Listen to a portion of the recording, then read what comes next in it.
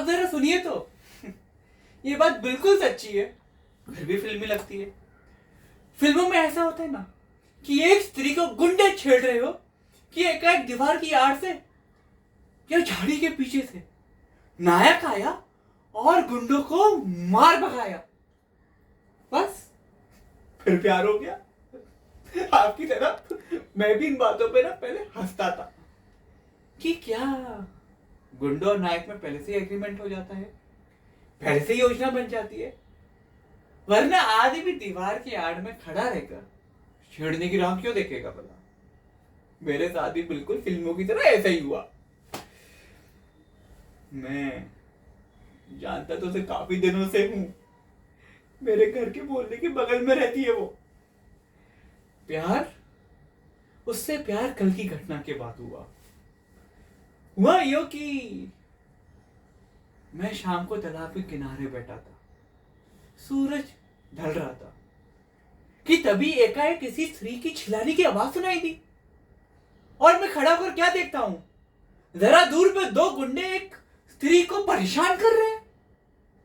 मैं दौड़कर वहां पहुंच गया। वो गुंडे मुझे देखकर साइकिल पर भागने की कोशिश किए। मैंने अपने हाथ का डंडा उनकी साइकिल के स्पोक में घुसेड़ दिया।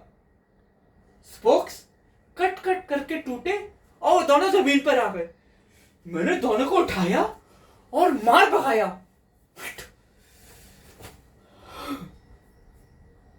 और जब मैंने स्त्री की ओर ध्यान से देखा, मैं अवाक रह गया। ये तो वही है जिसे मैं रोज देखता हूं। फिर मैंने उसे घर तक छोड़ने गया। चले,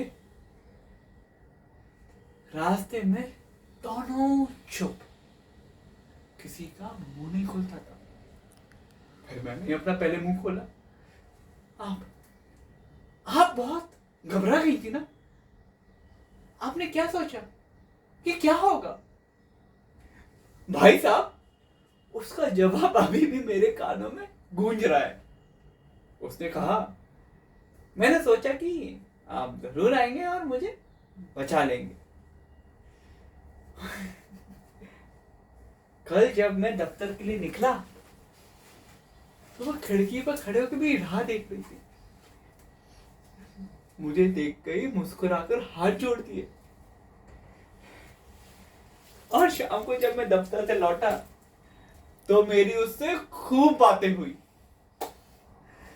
भाई साहब, वो इतनी अच्छी है, इतनी अच्छी है, इतनी अच्छी है कि बस कहते नहीं बनता।